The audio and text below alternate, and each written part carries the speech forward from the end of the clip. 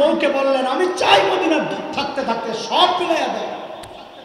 তো বউ কি কয়, এর জন্য এত মেরে যাবে কইলি তো, আপনি অপেক্ষা করেন, আমি এখনই সব দিয়ে দিতেছি। সুবহানাল্লাহ, এত আস্তে আল্লাহু আকবার। কি মানুষ ছিলেন, কি মানুষ ছিলেন। দুধ স্বামী স্ত্রীর এই সমস্ত কথাবার্তা শুই না, এই কারবার ইন্নালিল্লাহর শিক্ষা দেখা আল্লাহ কই আসলাম, এরা মানুষ না ফেরেশতা। দ্রুত ফেরত গেছেন মদিনায়, যায়া হযরত ওমরকে সব গল্প যখন শুনাইছে, হযরত ওমর এতটা খুশি হয়েছেন, এতটা খুশি হয়েছেন, সাথে সাথে বললেন কাফেলা রেডি কর, আমার সাইদকে দেখতে যাব। ও দোস্ত, বিষয়টা এত সহজ ছিল না। এটা বর্তমান জামানা না, ট্রাভেলসে ফোন দিয়েছেন, দোস্ত একটা টিকিট পাঠায় দে, টাকা বিকাশ করতেছে, দোস্ত টিকিট পাঠায় দিছে, এয়ারপোর্ট যায় মোবাইলে মেসেজ দেখাইছে, বোর্ডিং পাস দিয়ে দিছে, প্লেন উঠে গেছেন। এখন তো পাসপোর্ট আর বোর্ডিং পাসও লাগে না, এমনি প্লেন উঠে যায় না। শোনেন নাই আপনারা, এই পোলায় কই পড়তো জানেন? মাদ্রাসায়। সাবাস, মাদ্রাসার পোলা, খবর আছে। চালাকের হেডমাস্টার দেখছেন নি, ইমিগ্রেশন চেকিং সব, বোর্ডিং যে ব্রিজ, ওখানে আসল টেস্ট পরীক্ষা সব পার হয়ে যায়, প্লেন উঠে বয়ে রয়েছে, নাই পাসপোর্ট, নাই টিকিট, নাই কিচ্ছু। আল্লাহ, ছেলেটার হৃদয়ে অনেক ব্যথা, এটা হয়তো অনেকে জানেন না, তাকে নিয়ে সবাই হাসি তামাশা করতেছে, হৃদয়ে অনেক ব্যথা। সে তার মা থাকতে নাই, তার বাবা থাকতে নাই, বিচ্ছিন্ন। মায়ের কাছে যায়, মা তারাই আগে, দাদুর কাছে বড় হচ্ছে, অনেক দূরে থাকে মা, 20-22 কিলো দূরে। যেদিনের ঘটনা তার আগে মনকষ্ট নিয়ে মার কাছে গেছে, মা তারাই গেছে কষ্টে। আহারে, কার কাছে যাচ্ছে? মাদ্রাসায় দিছে চাপ, বই খাতার টাকা নাই, খাতা কিনতে পারে না, কলম কিনতে পারে না, হুজুর দিছে চাপ, কই যাবে? আশ্রয় নাই। যা, এমন জায়গায় যাও গা আমার জিন্দিগিতে না দেয়। কই যাবো? প্লেন দিয়ে জেনে নিয়ে ভাড়া, বাসে নিয়ে ভাড়াইছে ঢাকা, প্লেনে উঠলে জেনে নিয়ে ভাড়া হেনে যাবো না। ছোটো মানুষ, ছোটো চিন্তা যে প্লেনে উঠলে টিকিট লাগবে, পাসপোর্ট লাগবে, এগুলো লাগবে, এগুলো কোনো চিন্তা নাই। বাস এইভাবে সে চলে যেতে চাইছিল। গেলেগাই হইতো, একবারে গেলেগা। যে মা খবর নেয় না, যে বাবা খবর নেয় না, এই ছোট্ট বাচ্চার প্রতি নির্দয় আচরণ করে, কি করবে? ছেড়া চলে যাওয়া ছাড়া তার উপায় কি থাকে? আল্লাহ তাআলা ছেলেটার জন্য সহায় হন। আমরা চিন্তা করতেছি ছেলেটাকে আইনা মানুষ করানো যায় কিনা, এত বুদ্ধি যার মাথায়, এরবারে খালি সিগুল দিয়ে বাড়ি দাঁড়ায়। এইরকম মনকষ্ট যার, তাহলে সিগুল দিয়ে বাড়লি কি, তার মন উড়াল দেখ। যাই হোক, এটা ভিন্ন কথা। তখনকার যুগে এত সহজে এক রাষ্ট্র থেকে আরেক রাষ্ট্র যাওয়া যায়, প্রস্তুতির ব্যাপার থাকে। কত দূর সিরিয়া, হযরত ওমর রওনা দিয়েছে। শুনতেছেন আপনারা মনোযোগ দিয়া? সাইয়েদনা ওমরের কাফেলা যখন হিমসে ঢুকে, গোটা হিমস যেন ভেঙে পড়ে। কেন? চারদিক থেকে হাজার হাজার নারী পুরুষ ছুটে ছুটে আসতেছে। কারণ কি? আহারে, আমাদের আমিরুল মুমিনিন ওমর ইবনুল খাত্তাব আসতেছেন, আল্লাহর নবীর শ্রেষ্ঠ সাহাবী আসতেছেন এক নজর দেখার জন্য। হযরত ওমর বসা, হাজারো মানুষের জমায়েত, পাশে সাঈদ ইবনে আমির আল জুমাহি বসা, সিরিয়ার হিমসের গভর্নর। হযরত ওমর চিন্তা করলেন, সাঈদকে আমি তো ভালো জানি, কিন্তু জনগণ কি বলে, এই সুযোগে একটু পরীক্ষা করে নেওয়া যাক। সাইয়েদনা ওমর জানতে চাইলেন, হিমসের মানুষ, তোমাদের গভর্নরের বিরুদ্ধে কারো কোনো অভিযোগ আছেনি? থাকলে দাঁড়াও। হযরত ওমর তো মনে করছে এই বুজুর্গের ব্যাপারে আবার কিছু অভিযোগ। যেই না জিজ্ঞেস করছে, এক মুরব্বী কোণা থেকে দাঁড়ায় গেছে, আসো, লাফ দিয়ে দাঁড়ায় গেছে। আহা, বর্তমান জমানা একটু চিন্তা করেন তো। এই জমানায় ধরেন পাকিস্তানে, কোন জায়গায় সবাই কোন জায়গায়? পাকিস্তানের প্রধানমন্ত্রী কোন এলাকায় যায় যদি জনগণকে জিজ্ঞেস করত, আচ্ছা আপনাদের এলাকার নেতার বিরুদ্ধে, এমপি সাহেবের বিরুদ্ধে এমএলএর বিরুদ্ধে কারো কোনো অভিযোগ আছে কি? তো পাকিস্তানের মানুষ কি করতো হইলো মাথাটা নিচের দিকে দিয়ে চুপচাপ বয়া থাকতো, মনে মনে কি কইতো, অভিযোগ তো আছে কিন্তু খারামো না, খারাইলে আবার সকালে হইয়া পড়া লাগবে, বলতো না? কোন জায়গায় আরো জোরে কর। খুশি তো? মাশাআল্লাহ, আপনারা খুশি থাকলে আমরা খুশি। দোস্ত, ইসলামী শাসন ব্যবস্থা যেখানে নাই, সারা দুনিয়ার একই চিত্র, নির্দিষ্ট কোনো দেশের দিকে ইঙ্গিত করে লাভ নাই। ইসলামী শাসন ব্যবস্থা আছে, জনগণের কথা বলার অধিকার আছে। ইসলামী শাসন না থাকলে জনগণ জুলুমে নির্যাতনে পিষ্ট হবে, কথা বলার কোনো সুযোগ থাকবে না, এটাই স্বাভাবিক। ইসলাম নাই, অধিকার নাই। যে একজন দাঁড়াইছে, মানুষের স্বভাব হচ্ছে মানুষ বড় অনুকরণ প্রিয়, দেখা দেখি অনেক কাজ করে। আপনি রাস্তার মাঝখানে ঘাটটা ব্যথা করতেছে, রাস্তার মাঝখানে দাঁড়ায় এইরকম একটু বাঁকা করে উপরের দিকে তাকা দিয়েছেন, ঘাটটা একটু ইয়ে করতেছেন আর কি, লাড়াচাড়া। পাশ দিয়ে যারা যাবে অধিকাংশ দাঁড়ায় দেখবে আপনি কি দেখতেছেন, কথা বলে। এটা মানুষের নেচার, মানুষ অনুকরণ প্রিয়। যে এক বুড়া দাঁড়াইছে, সাথে সাথে আরো 3 জন দাঁড়ায় গেছে। কয়জন লোক? হায় হায়, হযরত ওমরের কলিজা তো মোচড় দিয়ে আসছে। আরে কারে দেখতে? ওর বিরুদ্ধে দেখি অভিযোগের শেষ নাই, এখন শোনার পালা। বলেন 1 নাম্বার, আপনার কি অভিযোগ? বলেন কি সমস্যা? দেখেন অভিযোগ কত মারাত্মক আল্লাহর নবীর সাহাবীর বিরুদ্ধে।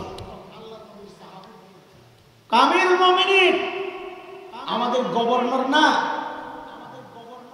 মাসে একদিন অফিসে আসে না। কয়দিন? আরে কয়দিনে একদিন, মাসে একদিন। আর আমরা তো সপ্তাহে ছুটি পাই 2 দিন, সপ্তাহে ছুটি পাই 2 দিন, আর এরা মাসে একদিন আসে না। অভিযোগ সাইদের ওমর তো রাগ হয়ে গেছে।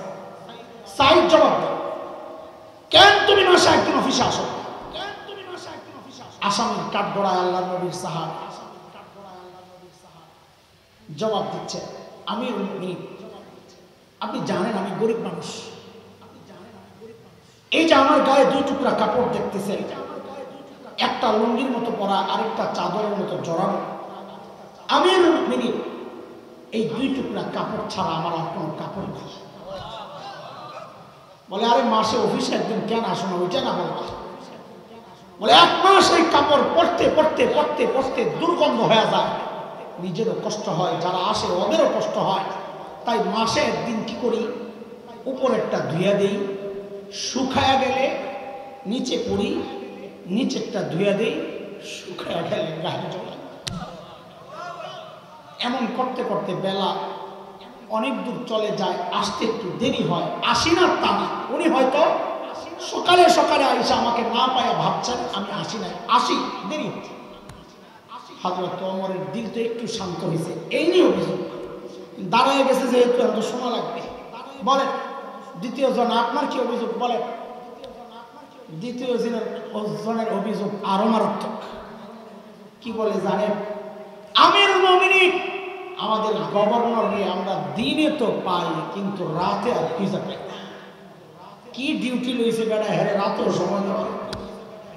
দেখছেন সাইয়েদনা ওমর খুব রাগ হয়ে গেলেন। সাইদ জবাব, কেন তোমাকে জনগণ রাতে পায় না? আল্লাহ আল্লাহ। হযরত সাইদ জবাব দিচ্ছেন, আমিরুল মুমিনিন কাসামতু হায়াতি বাইনা রাব্বি ওয়া বাইনা ইবাদি। আমিরুল মুমিনিন জীবনটারে 2টা ভাগ করছে। এক ভাগ দিনটা মালিকের বান্দাদেরকে সময় দেই, আরেক ভাগ রাতটা মালিককে সময় দেই। কিভাবে জীবনকে সাজাইছে, রাত মালিকের, দিন মালিকের বান্দাদের। আচ্ছা বলেন তো, এই যে মালিকের বান্দাদের জন্য সময়টা, এটাও কি মালিককে দেওয়া না? ওই কথাই বলেছিলাম, সাহাবায়ে কেরাম আখিরাতের কাজের সাথে সাথে যে দুনিয়ার কাজও করছেন, তার মধ্যে উদ্দেশ্য দিনই ছিল। মালিককে টাইম দেওয়ার সময় তারা নির্ধারণ করেছে। আফসোস আমাদের হাতে তো সময় নাই মালিককে টাইম দেওয়া। ব্যস্ত মানুষ, কত কাজ কত কাজ কত কাজ। এরে জালিম, আমি আর তুমি ছাড়া দুনিয়ার সব মালিককে টাইম দেয়। ওই একটা গাছের দিকে তাকায় দেখো, কি মনে হয় গাছটা বুঝি এমনি দাঁড়ায় আছে? না না না, ওই গাছটাও দাঁড়ায় দাঁড়ায় মালিকের তাসবিহ পড়ে।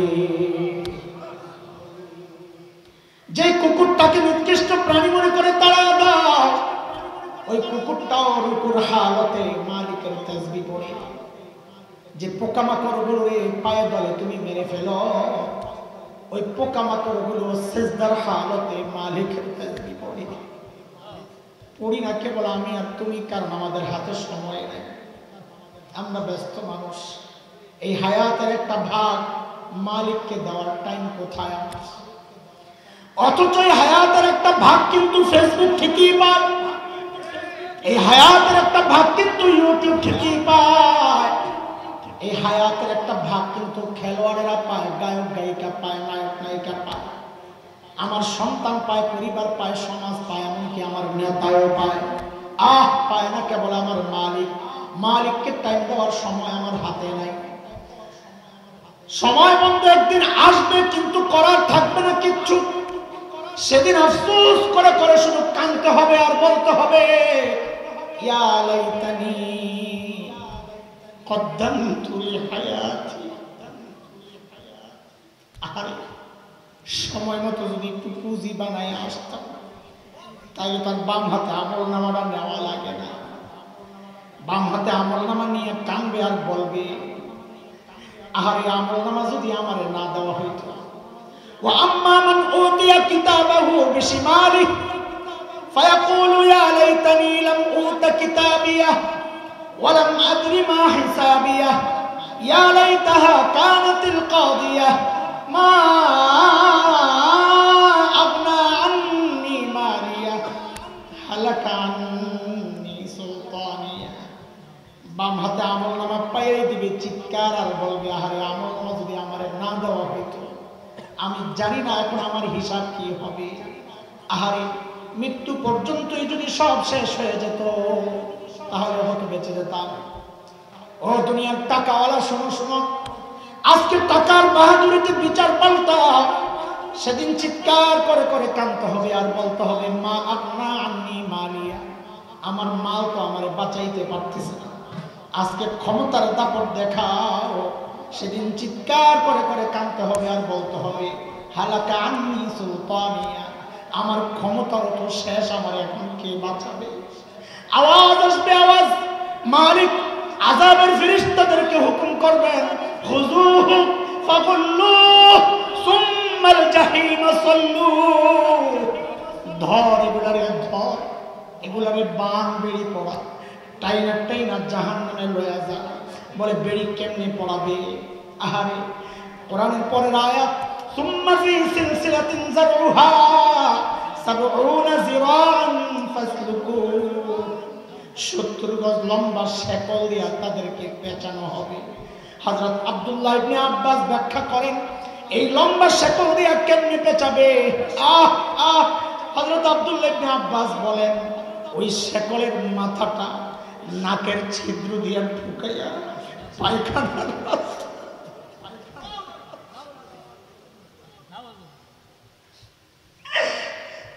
নাকের ছিদ্র দিয়া ঢুকাইয়া পায়খানার রাস্তা দিয়া বের করে পেঁচাইয়া পেঁচাইয়া।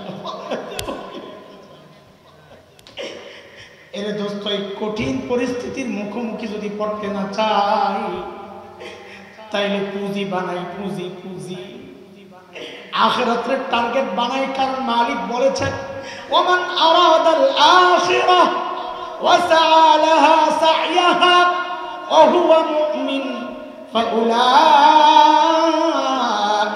কানা সা'য়ুহুম মাশকুরা। আমাদের এক নম্বর ভুল, আমরা দুনিয়ার টার্গেট বানাইছি। টার্গেট বানানোর কথা বলেন না সবাই, টার্গেট বানানোর কথা বানাইছি। বলেন ইনশাআল্লাহ আখিরাতকে টার্গেট বানাবো, ইনশাআল্লাহ ইনশাআল্লাহ ইনশাআল্লাহ। টার্গেট ইনশাআল্লাহ আখিরাত ইনশাআল্লাহ। অনেক সময় হয়ে গেছে, হারি আপনাদের সেটিং সমস্যা হয়ে যায় কিনা শেষ করে দিই। কটা বাজে? 8:22। আচ্ছা, হ্যাঁ মানে আপনাদের সেটিংয়ের সমস্যা হবে না তাই না? আচ্ছা ঠিক আছে। 2 নাম্বার, আমাদের 2 নাম্বার ভুল, মৌলিক ভুল এগুলা। মেহনত করা দরকার রূহের মধ্যে, মেহনত চলতেছে বস্তুর মধ্যে, আমরা বস্তুবাদী হয়ে গেছি। আরে আমাদের দিনই কাজেও বস্তুর মধ্যে মেহনত চলতেছে। আমি একটা উদাহরণ দিলে বুঝবেন। মাহফিলের পোস্টার বানায় মসজিদের পক্ষ থেকে, মাহফিল পোস্টারে কি লেখে? মসজিদের উন্নয়ন কল্পে বিশাল ওয়াজ মাহফিল। আসলে হওয়া দরকার ছিল মুসল্লিদের ঈমান আকীদার উন্নয়ন কল্পে ওয়াজ মাহফিল। কেন? কারণ কি? ওই মসজিদ সাজাইতে হবে, মুসল্লি সাজুক না সাজুক তাতে কিচ্ছু যায় আসে না। এটা আমাদের মৌলিক আরেকটা ভুল। মেহনত দরকার রূহে, মেহনত চলতেছে বাহিরে। এই জন্যে আমরা দুনিয়াও হারাই আখিরাতও হারাই, সময় লম্বা নাই। যেহেতু আমি কথা, আমার তো আসলে আপনাদের টাইম থাকলেও আমারও তো একটা সেটিং আছে, আমি তো দূরে যাবো অনেক।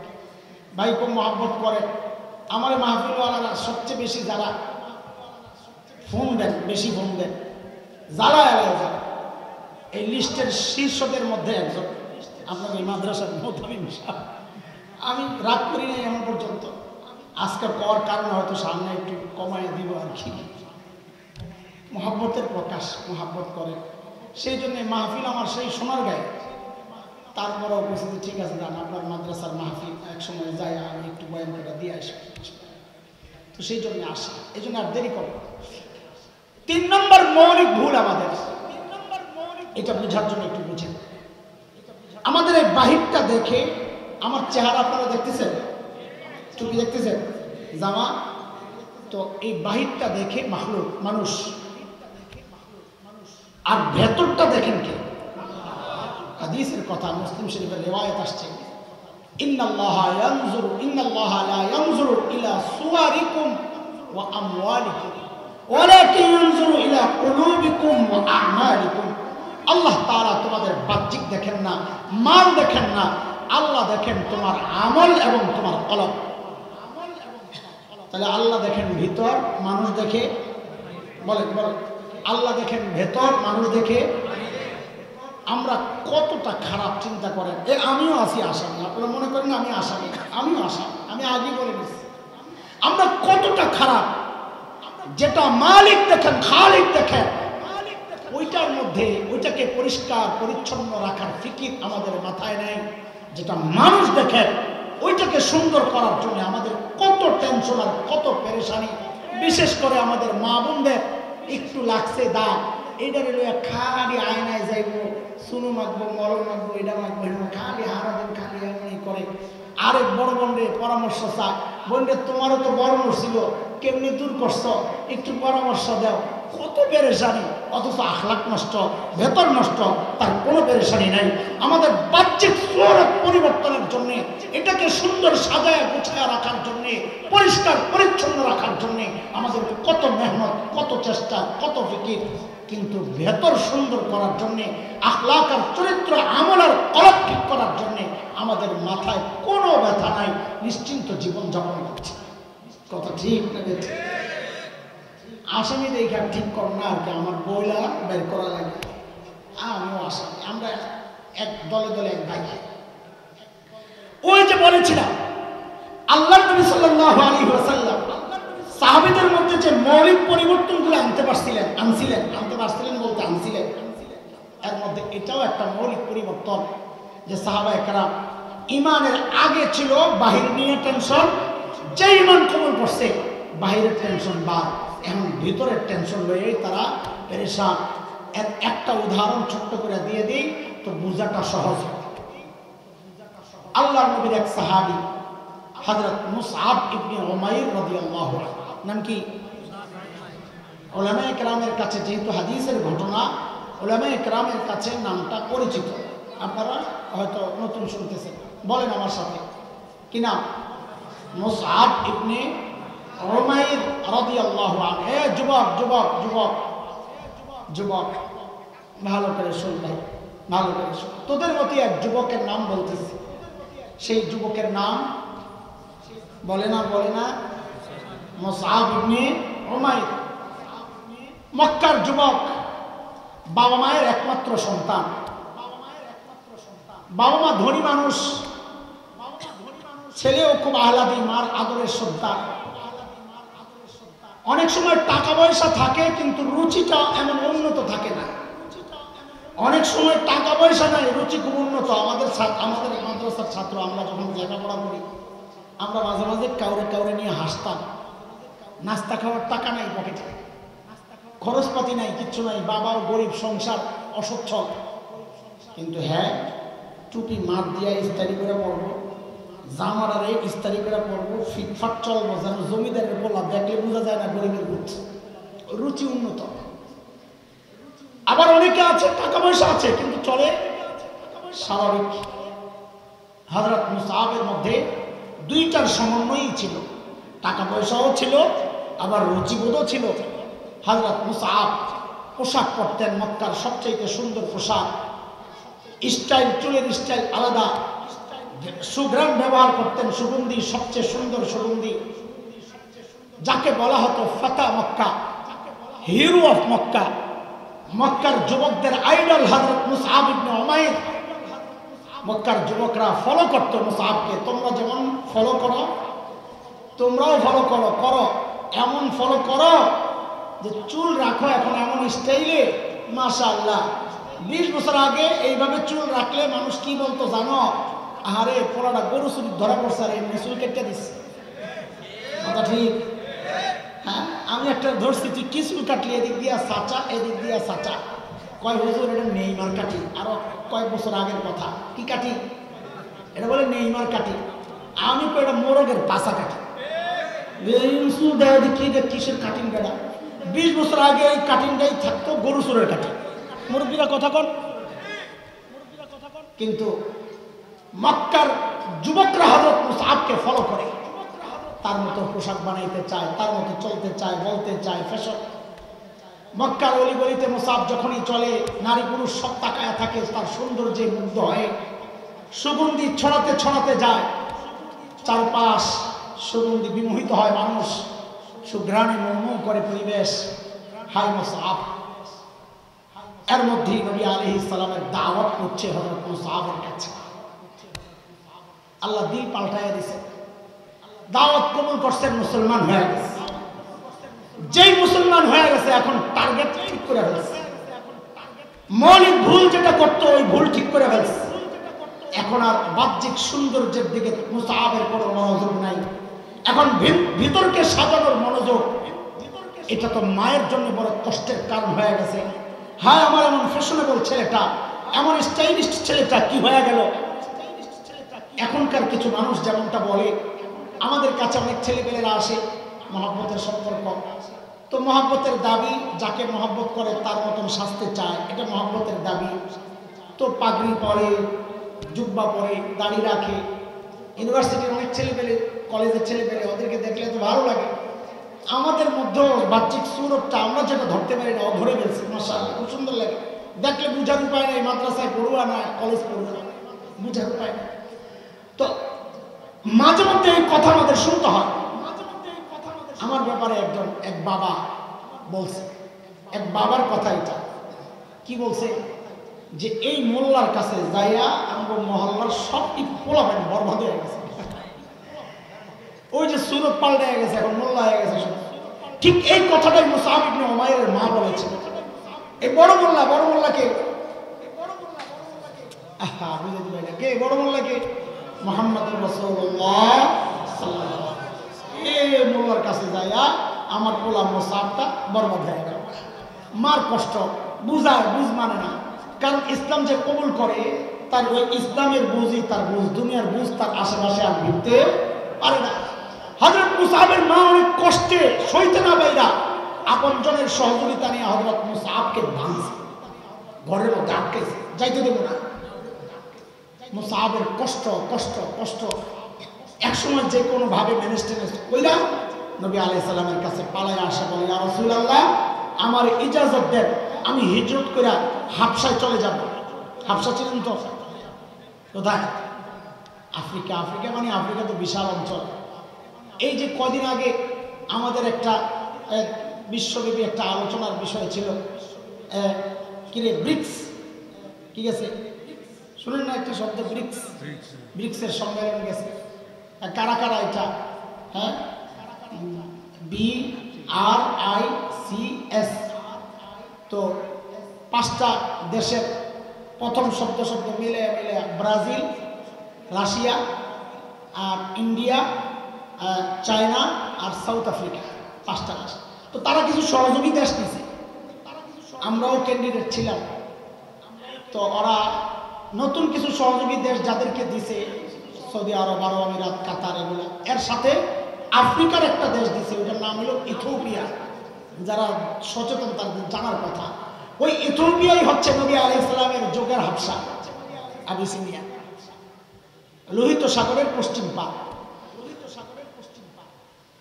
নবী আলাইহিস সালাম অনুমতি দিয়েছেন, যাও হাবশায় চলে যাও। ইতিমধ্যেই মুসলমান হযরত জাফর আত-তাইয়ার রাদিয়াল্লাহু আনহু নেতৃত্বে হাবশায় চলে গেছে অনেকে। হযরত জাফর হাবশায় আছেন, কিছুদিন পর আবার একটু মক্কায় আসছেন। কেন আসছেন?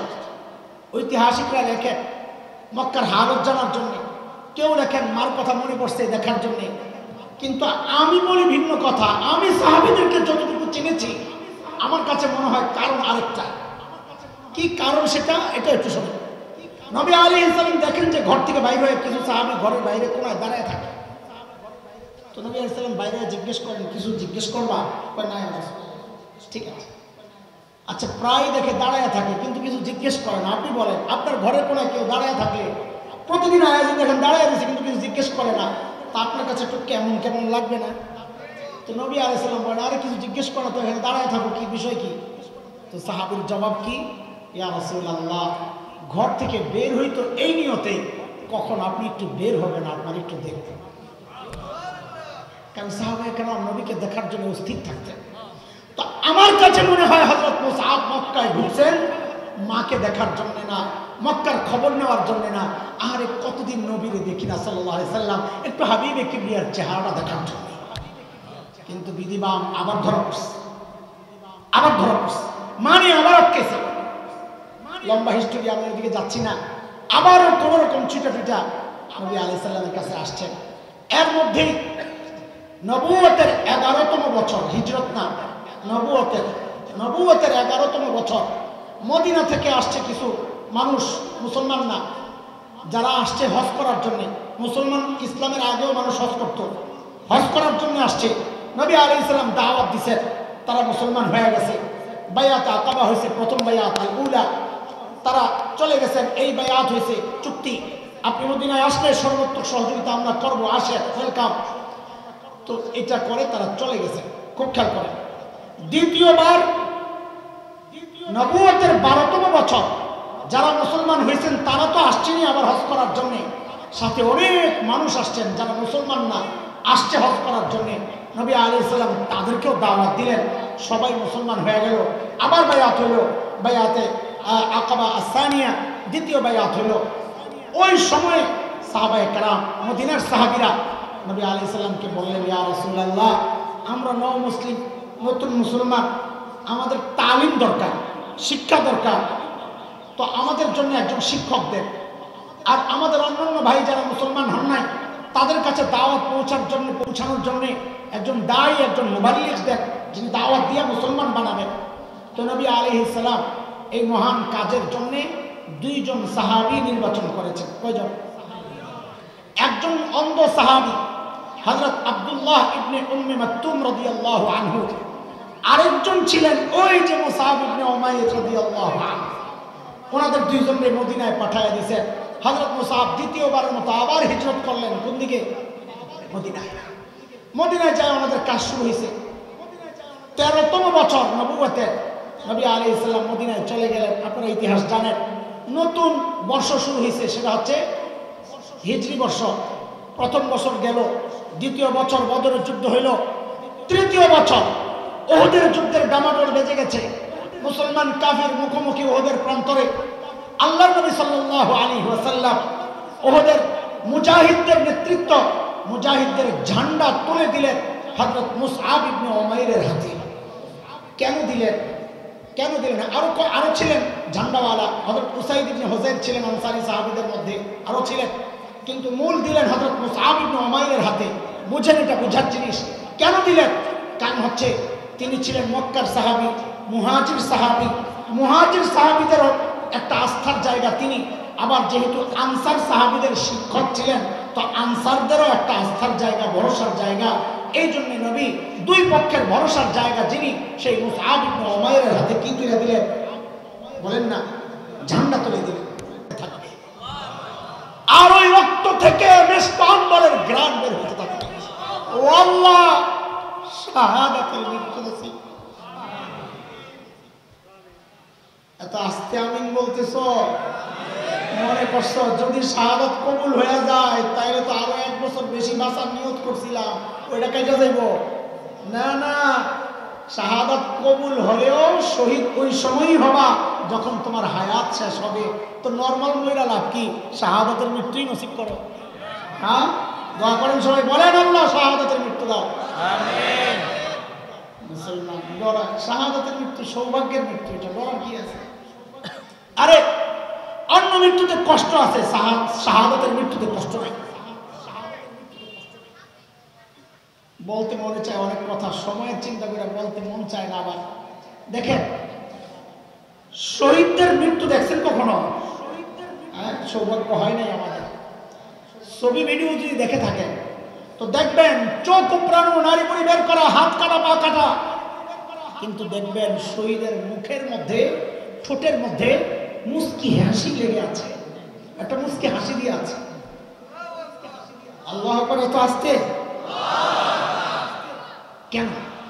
প্রশ্ন হচ্ছে কেন শহীদের মুখে মিষ্টি হাসি কেন? এত কাটাকাটি হইলেও ব্যথা পায় না? হ্যাঁ, এটা একটু বুঝেন আপনারা। ছোট্ট কথা, উলামায়ে কেরাম মজা পাবে, এলমি কথা। হযরত ইউসুফ আলাইহিস সালাতু ওয়াস সালাম তার সৌন্দর্যে মুগ্ধ হইয়া মিশরের মেয়েরা হাত কেটেছিল। কিসসা জানেন তো? কোরআনে সূরা ইউসুফে আসছে, ওয়াকাত্তানা আইদিয়াহুম ওয়াকুলনা হাশা লিল্লাহ মা হাযা বাশারা ইন হাযা ইল্লা মালাকুন কারীম। হাত কাটে আর বলে এটা মানুষ না, মানুষ না, এটা ফেরেশতা, সম্মানিত ফেরেশতা। আচ্ছা, মিশরের মেয়েরা এই যে হাত কাটতেছে, আরো ব্যথা পায় না? খবর নাই। কেন? ওই যে সৌন্দর্যে মুগ্ধ হয়ে পাগল হয়ে গেছে।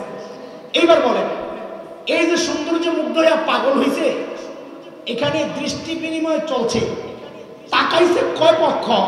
হযরত ইউসুফ আলাইহিস সালামও কি তাকাইছিলেন? কথা বলেন তো, কয় পক্ষ তাকাইছে? বলেন বলেন, কয় পক্ষ? এক পক্ষ, শুধু মেয়েরা তাকাইছে, তাই না? আরে বলেন না, কারা তাকাইছে? এবার বলেন, এই তাকানোটা বৈধ ছিল না অবৈধ? বলেন না, অবৈধ। তো কি পাইলাম? তাকাইছে কয় পক্ষ? বৈধ না অবৈধ? অবৈধভাবে এক পক্ষ তাকায়া সৌন্দর্যে মুগ্ধ হইয়া পাগল হইয়া হাত কাটে, খবর নাই। শহীদ যখন দুনিয়া থেকে বিদায় নেয় তখন তার এক পক্ষের দৃষ্টি বিনিময় চলে না, সেখানে বহু পক্ষ একসাথে হয়ে যায়। বলে বহু পক্ষ কোত্থেকে আসলো? বলে শহীদ যখন দুনিয়া থেকে বিদায় নেয় আল্লাহর সামনে জান্নাতের দৃশ্য ঘুরাইতে থাকে, শহীদ তাকায় থাকে জান্নাতের হুর গিলমানের দিকে, হুর গিলমান ওকে ডাকে, হুর গিলমান তাকায় আছে শহীদের দিকে। দুই পক্ষের বৈধ দৃষ্টি বিনিময় চলছে, যুক্ত হয়ে গেছে।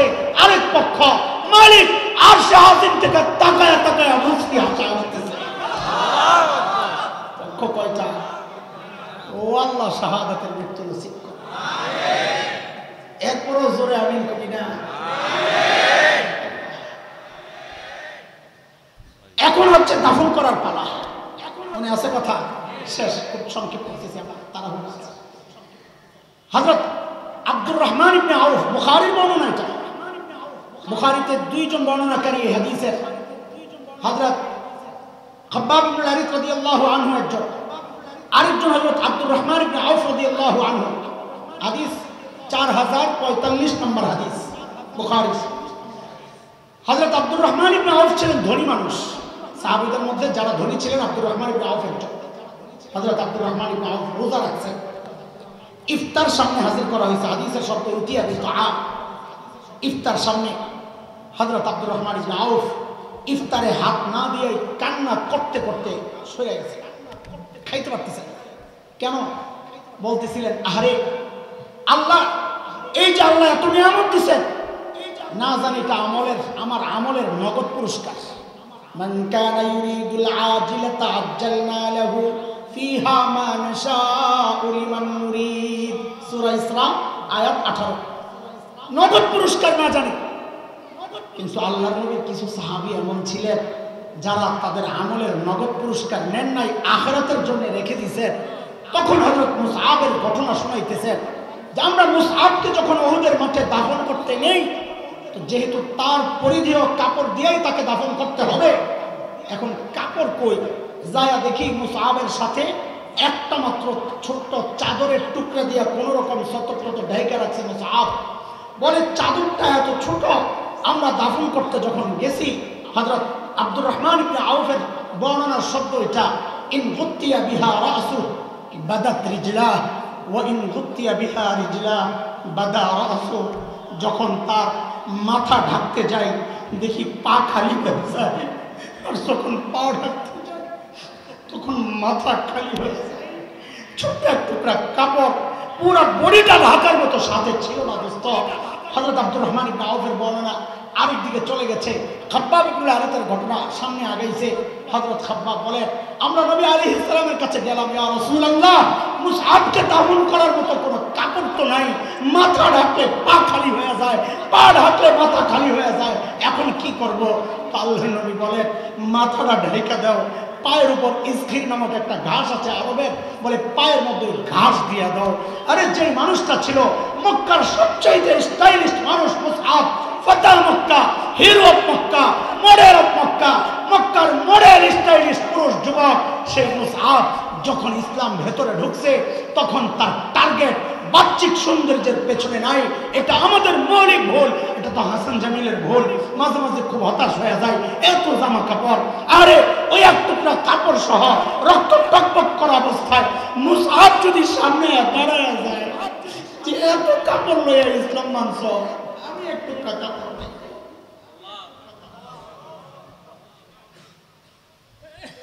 দোস্ত, এটা আমাদের মৌলিক আরেকটা ভুল। কাপড় পরিষ্কার পরিচ্ছন্ন রাখেন, মানা নাই, তৌফিক থাকলে পড়ে, কিন্তু আসল খেদমত, আসল বিষয় যেন ভুল না করি।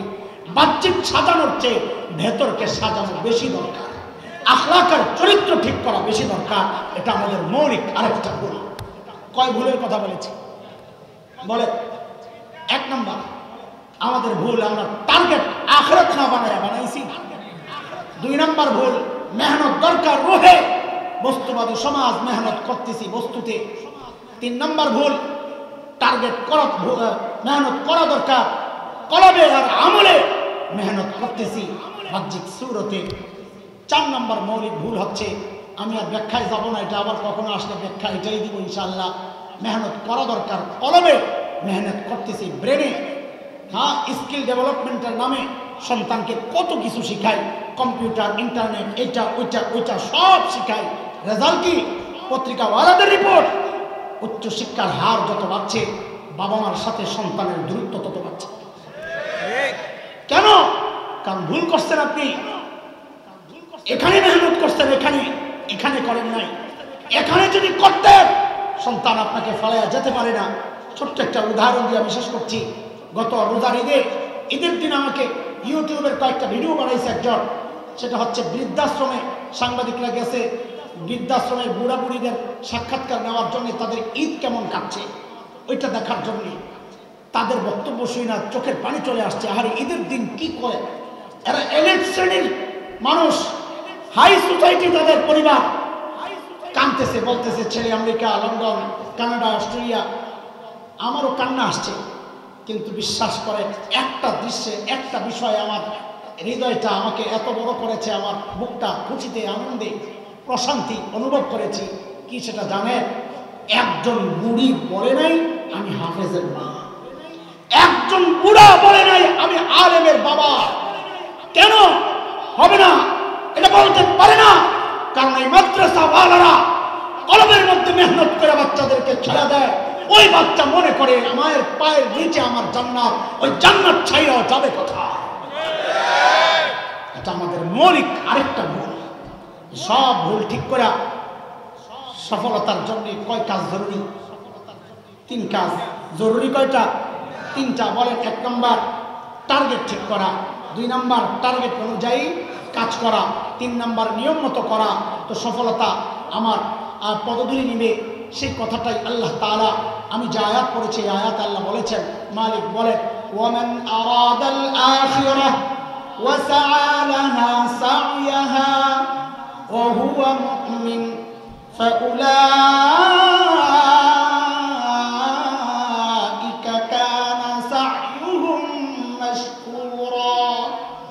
আল্লাহ সুবহানাহু ওয়া তাআলা ভুলগুলো শুধরে